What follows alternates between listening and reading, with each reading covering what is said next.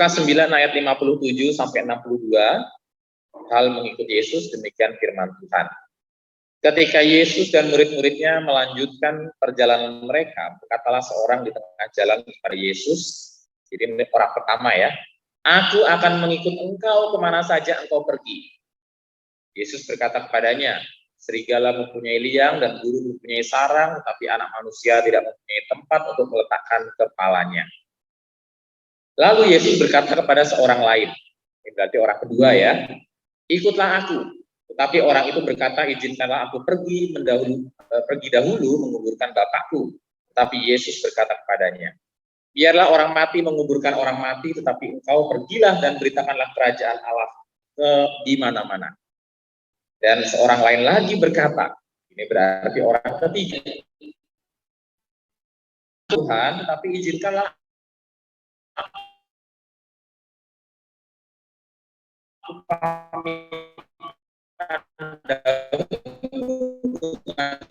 keluarga Yesusnya untuk kerajaan Allah." Demikian firman Tuhan, berbahagialah kita yang baca, merenungkan, dan melakukannya.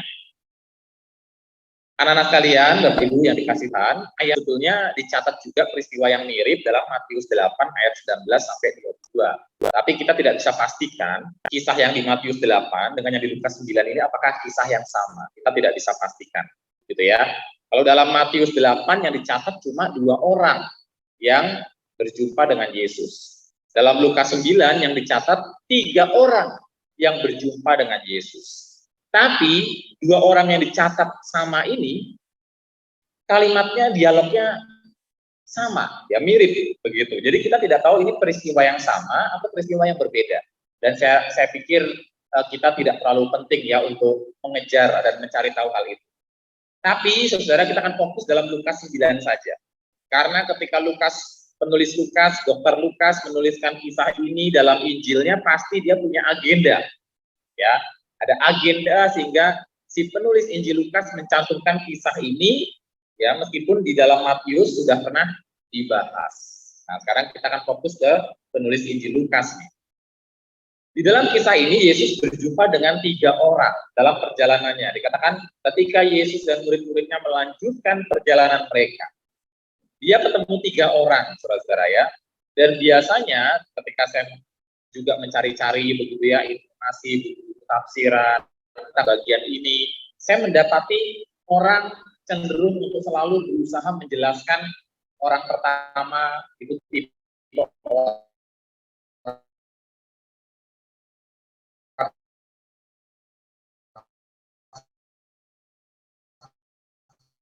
seperti apa, orang seperti apa.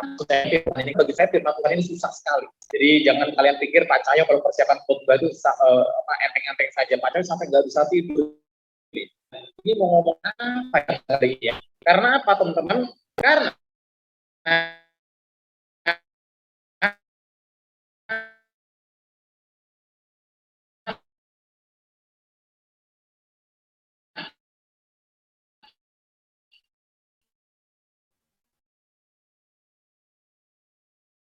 setiap tafsiran pasti menemukan sambil modal mandir di kamar sampai jam 2 belum tidur begitu ya. Dan Tuhan kasih hikmat ya. Tuhan kasih pengertian ke saya. Apa mungkin ya ketika Tuhan menunjukkan ayat-ayat ini, Tuhan tidak sedang bermaksud untuk mengajarkan 3 tipe orang ya. Nah, tapi sebelum kita akan melanjutkan apa yang sebetulnya Pak Cahyo dapatkan, kita akan sambut dulu adik-adik sekolah minggu kita. Kita bangkit berdiri, kita tepuk tangan buat adik-adik kita. Silakan masuk, silakan.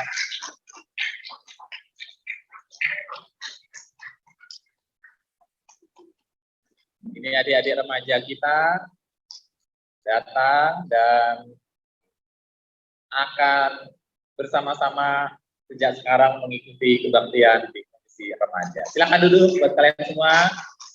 Ya, tepuk tangan sekali lagi buat adik-adik kita. Ya. Selamat datang ya buat adik-adik ya. Kita akan bersama-sama merenungkan firman Tuhan. Kalian bisa buka Lukas pasal 9. Ya, Lukas pasal 9 ayat 57 sampai 62. Lukas pasal 9 ayat 57 sampai 62. Nah, kita lanjutkan ya. Kita lanjutkan ya. Kira-kira apa ya hikmat yang Tuhan kasih kepada saya, saudara ya? Nah, ketika saya merenungkan bagian firman Tuhan ini, saya berpikir begini, mungkin nggak sih Tuhan itu tidak bermaksud untuk kita terlalu pusing tentang 3 tipe orang macam apa? Ya, 3 tipe orang macam apa yang sedang coba ditunjukkan di sini. Tapi coba mungkin kita belajar melihat ada sebuah pola yang menarik. Nah, pola menariknya apa? Sekarang kalian perhatikan ayat 57 sampai ayat 62 ya. Pola menariknya begini. Dari 3 orang yang Yesus jumpai, orang mana yang kepadanya Yesus memberikan sebuah ajakan, ikutlah aku? Orang yang mana? Pertama, kedua, atau ketiga? Orang yang mana? Orang mana dari 3 orang ini yang Yesus memberikan ajakan, ikutlah aku? Orang yang mana? Pertama, kedua, ketiga? Kedua ya, luar biasa. Ya, teliti sekali. Berarti orang pertama dan orang ketiga, Yesus mengucapkan ajakan undangan ikutlah aku enggak? Enggak. Nah, di sini Pak saya mulai melihat nih ada pola yang menarik. Jadi kalau kalian belajar membaca Alkitab, teman-teman, cara menafsir Alkitab salah satunya adalah kalian coba temukan ada polanya, ada kontrasnya, ya, ada kontrasnya. Kenapa kepada tokoh ini berbeda, kepada tokoh ini berbeda? Nah, kita menemukan sebuah kontras di sini, ya. Kontrasnya kepada yang pertama dan yang ketiga, Tuhan Yesus tidak mengatakan ikutlah aku, hanya kepada orang yang kedua. Oke. Hal menarik apa lagi dengan orang kedua ini? Coba lihat dari responnya Tuhan Yesus. Ketika Tuhan Yesus meresponi, ya, ucapan-ucapan dari 3 orang ini, apa yang berbeda dari responnya Tuhan Yesus? Kita lihat ke orang pertama ya. Ketika orang pertama itu berkata, aku akan mengikut engkau kemana saja engkau pergi. Jadi yang menawarkan diri orangnya atau Yesus yang mengajak? Orangnya yang menawarkan diri ya. Yesus tidak mengatakan ajakan ikutlah aku. Sekarang kamu lihat responnya Tuhan Yesus. Tuhan Yesus hanya mengungkapkan sebuah kalimat, dan kalimatnya ini sebetulnya kalimat sindiran, ya. Serigala mempunyai liang, burung mempunyai sarang, tetapi anak manusia tidak mempunyai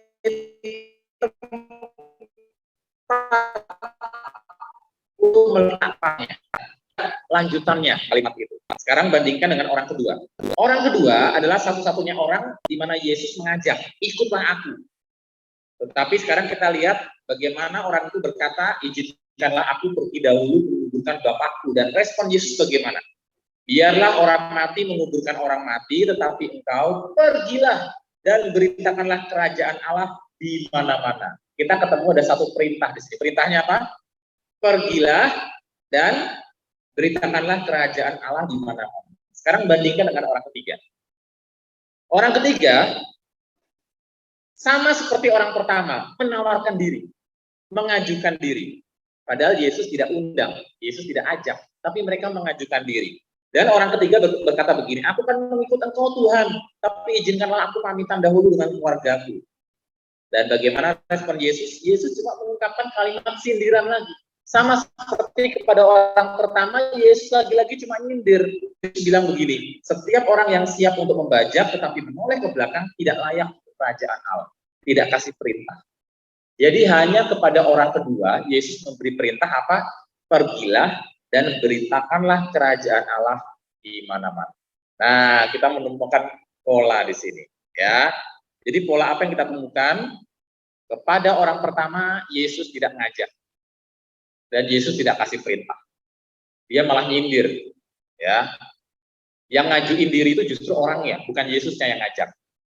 Orang yang ketiga sama, Yesus juga nggak ngajak, dia yang ngajuin diri, inisiatif dia sendiri, dia ngajuin diri, aku mau ikut engkau. Dan Yesus juga responnya juga dengan apa? Dengan sindiran juga.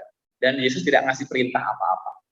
Hanya kepada orang kedua, Yesus berkata, ikutlah aku, kata Yesus. Dan ketika orang itu sudah bikin alasan, ya izinkanlah aku pergi dahulu menguburkan Bapakku, Yesus mengatakan biarlah orang mati dan menguburkan orang mati, dan Yesus malah memberi perintah kepada orang yang dia ajak kepada orang yang dia undang, ikutlah aku.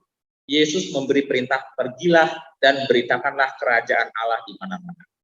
Kita menemukan pola sekarang, ya. Nah, sekarang pertanyaannya apa yang bisa kita pelajari dari pola ini? Orang pertama mengajukan diri, Yesus sindir. Orang ketiga mengajukan diri, Yesus sindir. Hanya dengan orang kedua, Yesus yang benar-benar mengajak, ikutlah aku. Dan itu pun dilanjutkan dengan perintah. Ada perintah, pergilah dan beritakanlah kerajaan Allah di mana-mana. Menarik ya. Kira-kira pelajaran apa ya yang bisa kita pelajari dari bagian dan dari pola yang kita temukan semacam ini? Pak Cahyo menyimpulkan begini, teman-teman. Murid yang sejati. Seorang murid yang sungguh-sungguh murid sejati. Ada banyak aspek, tapi salah satu yang paling basic adalah orang itu Tuhan yang panggil. Jadi menjadi murid Yesus itu bukan inisiatif manusia. Mengikuti Yesus itu bukan inisiatif manusia. Bukan kamu merasa heroik, merasa gagah, dan seperti orang pertama mengatakan, Tuhan, aku akan ikut engkau kemana saja engkau pergi, aku akan ikut. Yesus tidak butuh sikap-sikap heroik seperti itu. Ya, Yesus tidak butuh sikap heroisme macam itu. Ya. Nah, saudara, jadi mengikuti Yesus itu bukan inisiatif manusia. Kepada orang ketiga sama. Orang ketiga juga berinisiatif. Aku akan mengikut engkau Tuhan. Tapi dia bikin alasan. Alasannya apa? Izinkanlah aku pamitan dahulu dengan keluarga.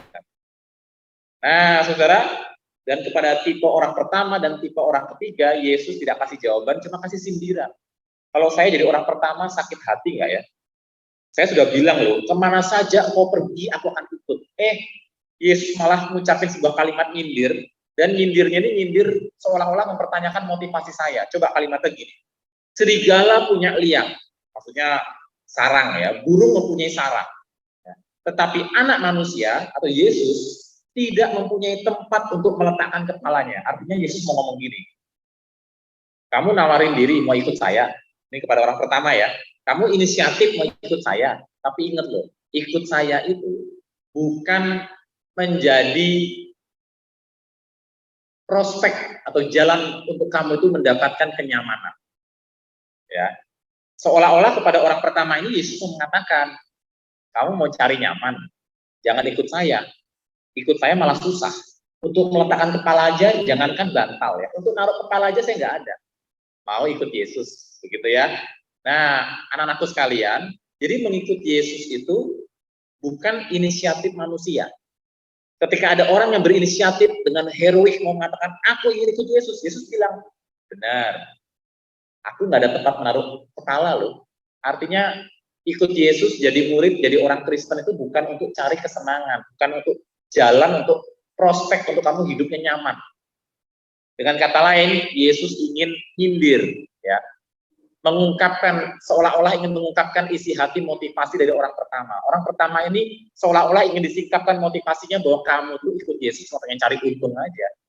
Kamu tuh ikut Yesus cuma pengen cari nyaman aja. Makanya Yesus sampai mengatakan hal demikian. Meskipun Alkitab tidak mengatakan demikian, bahwa orang itu motivasinya mau cari untung, tidak. Tapi dari kata-kata Tuhan Yesus tersirat. Dan ini sindiran. Dan kalau saya yang diomongin gitu, saya sakit hati.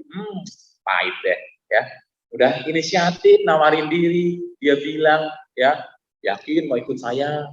Ya, saya nggak ada tempat meletakkan kepala loh. Kan ketahuan ya, seolah-olah kita ini mau cari nyaman. Kalau saya yang jadi orang pertama, pahit sudah. Ya, kalau gitu nggak usah ngomong, nggak usah nawarin diri gue, kan malu begitu. Nah, teman-teman, apa betul ya motivasi orang ini benar-benar mau cari nyaman? Alkitab tidak bilang. Tapi kalau kita lihat ayat-ayat sebelumnya, nah salah satu prinsip kedua menafsirkan Alkitab, kita coba lihat ayat sebelumnya dan lihat ayat sesudahnya. Nah, ayat sebelumnya, kita bertemu dengan murid-murid Yesus yang bertengkar satu sama lain, meributkan siapa sih yang paling besar di antara kita, siapa sih yang paling hebat di antara kita. Nah, jadi mereka punya pola pikir, murid-murid Yesus saja punya pola pikir bahwa ikut Yesus itu nantinya pasti dapat keuntungan. Kalau Yesus nanti memerintah sebagai raja, kita pasti dapat keuntungan. Karena itu mereka meributkan siapa yang paling besar di antara mereka. Karena itu pasti menguntungkan. Kalau Yesus jadi raja, minimal mereka mungkin bisa jadi menteri atau perdana menteri. Saudara, mereka juga melihat bagaimana Yesus itu mengusir setan, punya kuasa. Dan mereka tidak terima ketika melihat ada kelompok lain mengusir setan demi nama Yesus. Mereka tidak terima. Sampai-sampai mereka dengan sombongnya ngomong sama Yesus, "Guru, kami lihat orang mengusir setan demi namamu. Kami cegahkah orang itu?" Yesus bilang, jangan kamu cegah. Jadi mereka punya sombong, semacam semangat eksklusivisme, semangat kelompok gitu ya, ngegeng. Geng kita begini, geng kamu jangan ikut-ikutan dong. Ya. Nah, mereka juga orang yang begitu sombongnya dengan kuasa Yesus, mentang-mentang jadi gengnya Yesus, ketika mereka pergi pelayanan ke tengah-tengah orang Samaria dan orang Samaria menolak mereka, dengan sombongnya mereka berpikir mereka ini Elia zaman baru. Mereka berkata begini, "Guru, ya Tuhan, apakah engkau mau supaya kami menyuruh api turun dari langit untuk membinasakan mereka?" Sombong sekali ya, menyuruh api turun dari langit untuk membinasakan orang-orang Samaria yang menolak pelayanan mereka. Nah teman-teman, zaman perjanjian lama yang menurunin api dari langit cuma Elia lewat doanya. Dan mereka berpikir mereka ini Elia. Karena mereka punya Yesus yang luar biasa, yang maha kuasa. Mereka berpikir, kami ini punya kuasa Elia. Kami ini di pihak Tuhan. Guru, perlu nggak kami turunin api dari langit? Tapi Yesus berpaling dan menegur mereka. Jadi murid-murid Yesus, kalau kita lihat di ayat-ayat sebelumnya, itu punya mentalitas aku nih ikut Tuhan nih punya keuntungan. Jadi orang besar, orang gede, dan segala macam. Nah, saudara, tidak heran kalau kemudian ada tipe orang pertama yang tadi mengajukan diri dengan inisiatif, dengan heroik, Tuhan, aku akan ikut kemana saja engkau pergi, karena untungnya banyak, begitu, ya, secara tersirat seperti itu. Dan Yesus menyindir, manusia tidak punya tempat untuk meletakkan kepalanya. Mau ikut Yesus, kalau mau cari untung, jangan di sini, bukan di sini tempatnya. Kepada orang ketiga, Yesus juga mengungkapkan sindiran yang keras. Aku akan mengikut engkau Tuhan, tetapi, ada tetapinya, izinkanlah aku pamitan dahulu dengan keluarga. Siapa menyangka? Yesus berkata begini, setiap orang yang siap untuk membajak, tapi menoleh ke belakang, tidak layak untuk kerajaan Allah. Tidak layak untuk kerajaan Allah. Saudara, artinya dengan kata lain Yesus mengatakan, kamu itu nggak layak untuk saya. Kamu nawarin diri, heroik ya, nawarin diri, mau pamit sama keluarganya seolah-olah dia akan mati bersama Yesus, mungkin nggak akan ketemu lagi papa mama, aku mau pamit dulu ya. Heroik sekali. Tapi Yesus berkata, kamu nggak layak, dengan kata lain begitu ya, untuk kerajaan Allah. Nah, teman-teman, kita melihat di sini, ya seolah-olah Yesus itu tidak ramah dengan kehidupan keluarga. Apa betul? Kok orang mau pamit saja, Yesus sindir keras macam begitu? Nah, saudara, kalau kita fokusnya pada orang per orang, kita pasti akan miss the point. Seolah-olah Yesus itu gak ramah dengan keluarga. Kok mau pamitan sama keluarga aja gak boleh. Bukan itu poinnya, teman-teman. Ya, karena Yesus pribadi, Yesus adalah orang yang justru sangat peduli sama keluarga. Contohnya apa? Buktinya Yesus sangat peduli sama keluarga apa? Waktu Yesus mati di kayu salib, dia lihat ada mamahnya nangis-nangis di bawah salib, Maria. Dia lihat ada muridnya tiba-tiba datang, Yohanes. Ya, dan dia berkata kepada Yohanes, anak, ini ibu, ini anakmu. Artinya apa? Artinya Tuhan Yesus ketika mau mati menitipkan mamahnya yang janda ini kepada murid. Dia begitu peduli dengan mamahnya, sampai-sampai mau mati saja dia masih titipkan itu mamahnya kepada murid. Murid, anak, ini ibumu, ibu, ini anak. Ya. Nah, saudara, dan sebetulnya ada beberapa petunjuk lain bahwa Yesus sangat peduli dengan keluarga. Sangat peduli dengan keluarga. Yesus di Alkitab, di dalam Injil Markus dikatakan sebagai tukang kayu. Kenapa Yesus disebut tukang kayu? Karena dia kerjanya, profesinya bikin furnitur. Ya, tukang kayu, beneran tukang kayu, cari nafkah. Itu sebelum dia melayani sebagai guru pada usia 30. Jadi antara usia 12 sampai usia 30, Yesus itu tukang kayu. Makanya Alkitab mengatakan Yesus itu tukang kayu. Bukan sekedar anak tukang kayu ya. Bukan. Dikatakan tukang kayu. Kamu searching aja di Alkitab elektronik kamu, ketik tukang kayu. Pasti akan muncul dari Injil Markus. Yesus itu tukang kayu. Ngapain Yesus jadi tukang kayu dari umur 12 sampai umur 30? Ya. Petunjuk pertama, karena mamahnya itu janda. Buktinya apa? Waktu Yesus mati di kayu salib, 3 tahun kemudian setelah dia melayani, mamahnya sendirian, Yusufnya udah nggak ada. Sejak kapan Yusuf nggak ada, kita nggak tahu. Mungkin antara usia 12 sampai usia 30 itulah Yusuf mati. dan sehingga Maria itu menjanda. Jadi Yesus harus cari nafkah dari tukang kayu untuk menghidupi mamahnya yang menjanda itu. Dan kemudian Yesus juga punya adik-adik. Alkitab mencatat ada saudara-saudaranya Tuhan Yesus. Yesus kan anak pertama. Dia lahir ketika Maria dan Yusuf belum berhubungan suami istri. Jadi Yesus lahir dari Maria yang masih perawan. Nah, setelah Yesus lahir, kan akhirnya Yusuf dan Maria menikah juga kan, jadi suami istri kan, punya anak kan. Nah, punya anak itu dia punya adik-adik. Jadi Yesus punya adik, salah satu adiknya itu yang menulis surat Yudas. Kalau kalian lihat ada surat Yudas di Perjanjian Baru, itu adiknya Tuhan Yesus. Ya, ada namanya di dalam Injil, kalian searching aja, ada Yudas, Yakobus, ada beberapa adik perempuan Tuhan Yesus. Nah, saudara, jadi untuk menghidupi adik-adiknya, menghidupi mamahnya yang menjanda, tidak heran kalau Yesus tukang kayu. Nah, saudara, tidak perlu Yesus cari uang untuk dirinya sendiri. Kenapa? 5 roti, 2 ikan, jadi untuk 5.000 orang cukup. 7 ikan, untuk 4.000 orang cukup. Mau bikin air jadi anggur, jadi. Ya kan? Mau duit, Petrus, waktu mau bayar pajak, suruh mancing ikan, di mulut ikan ada koin. Ya. Yesus nggak butuh untuk duit itu buat dia sendiri. Dia mau makan apa aja bisa. Dia diikuti oleh wanita-wanita, pejabat-pejabat. Salah satunya adalah istri dari bendahara Herodes, juga jadi pengikut Yesus. Jadi pasti yang support dana, support finansial Tuhan Yesus juga ada aja. Jadi Yesus tidak butuh untuk kerja bagi dirinya sendiri, ya, tapi dia harus menghidupi mamahnya yang janda dan adik-adiknya. Nah, saudara, itu sebelum dia umur 30, sebelum dia menjadi. Saudara, jadi tidak mungkinlah Yesus tidak peduli keluarga. Yesus pasti peduli keluarga. Tetapi mengapa dia mengucapkan kalimat seperti ini ya? Ada orang mau pamitan, kok Yesus malah nyindir? Karena poinnya bukan soal keluarganya. Poinnya adalah tawaran orang itu untuk ikut Yesus. Ternyata dia masih punya alasan lain. Dia mau nawarin diri ikut Yesus, tapi nggak fokus. Dia masih punya alasan-alasan lain. Ya, nah, saudara, jadi jelas orang ini tidak siap untuk kerajaan Allah, tidak layak untuk kerajaan Allah. Hanya kepada orang kedua, Yesus memberikan undangannya, ikutlah aku. Jadi pelajaran pertama teman-teman, mengikut Yesus, menjadi murid Yesus itu adalah panggilan. Kalau kalian sekarang ini jadi murid Yesus, kalau kalian sekarang ini bisa jadi orang Kristen, itu karena Allah memanggil kalian. Entah kalian sadar, entah tidak sadar. Ada panggilan dalam hidup kalian, sehingga kalian akhirnya ikut Yesus. Panggilan itu lewat firman Tuhan yang disampaikan oleh pendeta di gereja. Lewat panggilan itu datang memperbaharui kalian ketika kalian mungkin dengar siaran khotbah di TV. Panggilan itu datang mungkin ketika kalian nonton tayangan potongan khotbah di TikTok, ya. Dan panggilan itu datang mungkin dari nasihat Bapak Ibu guru di sekolah yang menasihati kalian dengan firman Tuhan. Panggilan itu mungkin datang lewat teman-teman kamu yang mengajak yuk ke gereja dengar firman Tuhan. Nah, saudara, jadi orang itu bisa ikut Yesus itu karena panggilan Tuhan, inisiatif Tuhan, bukan karena inisiatif kita. Ikutlah aku, hanya kepada orang kedua.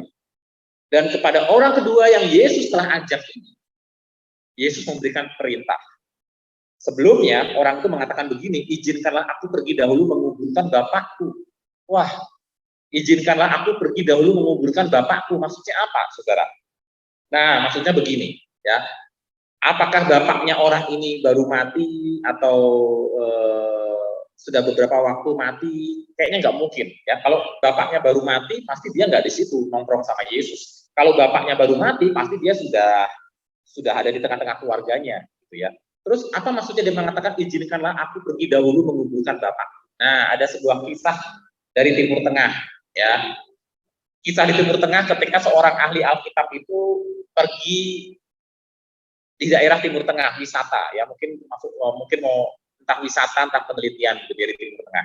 Dia ketemu sama orang Timur Tengah. Kemudian orang Timur Tengah itu izin untuk menguburkan ayahnya dahulu, ya, menguburkan bapaknya. Kemudian si peneliti ini mengatakan, aduh, turut berduka cita ya, papamu mati ya. Dia mengatakan bukan, papa saya bukan mati. Maksudnya, izinkanlah aku pergi dahulu menguburkan bapakku, itu maksudnya saya akan tinggal sama bapak saya dulu sampai bapak saya itu nanti meninggal dunia baru saya ikut kamu. Jadi dia mau menghabiskan masa tua bapaknya itu dengan dia, sama-sama dengan dia gitu. Jadi bapaknya belum mati, ya. Bapaknya belum mati, tapi dia pengen menunggu beberapa lama hidup bersama bapaknya sampai nanti bapaknya mati, baru dia ikut Yesus. Nah, itu alasan yang dia buat. Nah, Yesus berkata begini, biarlah orang mati menguburkan orang mati. Maksudnya apa? Biarlah orang mati menguburkan orang mati. Nah, Yesus tidak mengajarkan begini, teman-teman. Orang mati menguburkan orang mati itu maksudnya kematian itu bagian yang wajar dari hidup manusia. Ya, semua kita ini pada dasarnya orang mati. Semua kita pada dasarnya orang mati. Mati apa? Mati secara rohani.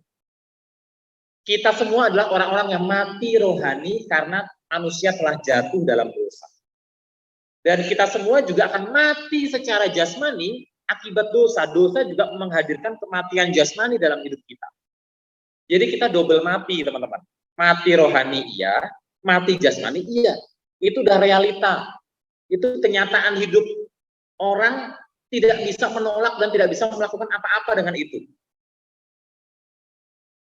Kita mati rohani, kita juga mati jasmani.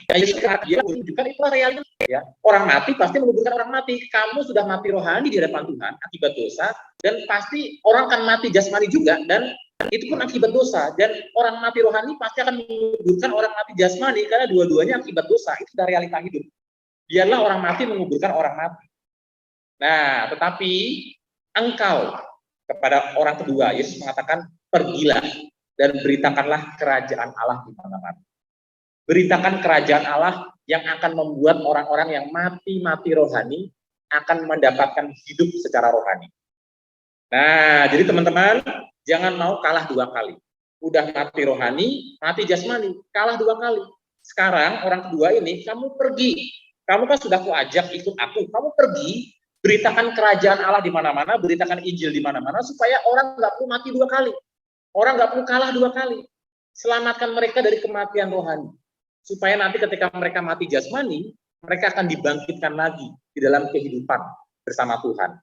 Menangkan orang-orang supaya tidak perlu mengalami mati rohani. Pergilah, beritakan kerajaan Allah di mana-mana. Nah, teman-teman, jadi kita bisa di sini belajar. Ya, pertama bahwa mengikut Yesus atau menjadi murid Yesus adalah selalu inisiatif Tuhan. Itu ciri murid sejati. Selalu itu adalah panggilan Tuhan, bukan inisiatif manusia, sikap heroik manusia. Bukan, saudara-saudara ya. Dan yang kedua, mengikut Yesus itu selalu menuntun kita kepada satu ketaatan. Dan orang kedua dituntut untuk taat, pergi, beritakanlah kerajaan Allah kemana-mana atau di mana-mana, supaya orang nggak perlu kalah dua kali. Ya, mereka semua kan pasti mati jasmani, tapi mereka punya kemungkinan untuk punya kehidupan secara rohani. Jadi beritakanlah Injil di mana-mana. Nah, saudara, dan itu panggilannya. Dan kalau Yesus yang panggil, orang kedua itu dipilih untuk memilih yang terbaik. Pilih yang terbaik.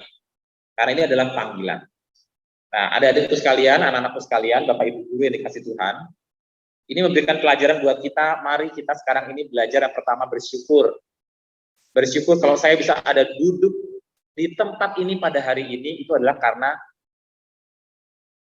panggilan Tuhan. Jadi orang Kristen adalah karya Tuhan, inisiatif Tuhan, bukan inisiatif kita sendiri. Dan yang kedua, menjadi murid Yesus akan menuntut sebuah ketaatan. Pergi memberitakan kerajaan Allah atau pemerintahan Allah. Bagaimana Allah memerintah itu di mana-mana. Jadi ketika kita duduk di sini, teman-teman, ini adalah bagian dari ketaatan. Kita mau mencari Tuhan. Bagian dari ketaatan kita mau berdoa seperti yang Tuhan Yesus perintahkan. Berdoalah dengan tiada putus-putusnya. Ketika kita duduk di tempat ini, kita mau belajar untuk merenungkan firman Tuhan siang dan malam. Bagian dari ketaatan kita.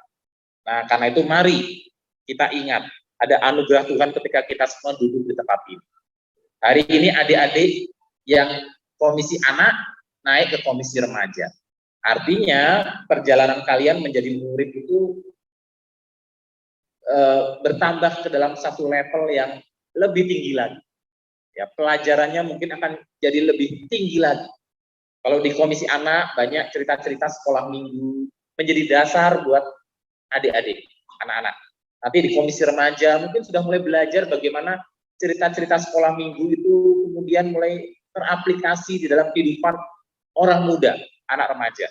Yang remaja akan naik ke usia youth, ya, usia yang lebih besar lagi, mulai memikirkan lebih kompleks lagi, mungkin terkait dengan doktrin-doktrin ajaran-ajaran iman Kristen yang lebih kompleks lagi.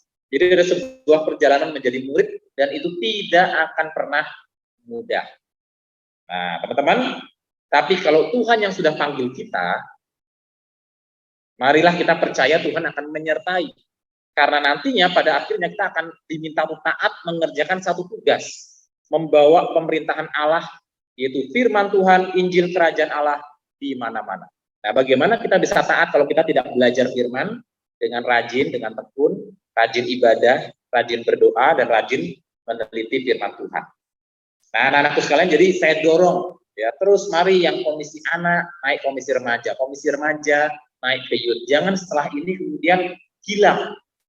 Di sekolah minggu, di komisi anak rajin sekali. Ketika naik ke komisi remaja, merasa nggak punya teman. Oh, teman-teman saya nggak lihat lagi ya. Mungkin karena keluar kota, mungkin karena pindah sekolah, kamu mulai merasa nggak punya teman. Ingat, menjadi murid itu panggilan Tuhan. Terlepas ada teman, nggak ada teman, kalau itu sudah panggilan Tuhan, kamu diminta taat, datang saja dan belajar firman Tuhan. Ya, jadi katakan pada dirimu yang naik dari remaja ke youth juga begitu. Kamu ketika naik, kok teman saya hilang, kok teman saya nggak ada. Menjadi murid Yesus adalah panggilan Tuhan. Ya, jadi anak manusia, Tuhan Yesus saja tidak punya tempat untuk meletakkan kepalanya. Tidak ada janji kenyamanan untuk ikut Yesus. Tidak ada janji untuk kamu nyaman. Ya, nggak punya teman tuh memang nyaman. Awalnya kamu nggak punya teman, tapi kan lama kelamaan begitu kenal teman remaja yang ini, kenal sama teman youth ini, kan lama-lama kita punya teman, ya. Jadi lama-lama kamu akan punya teman juga.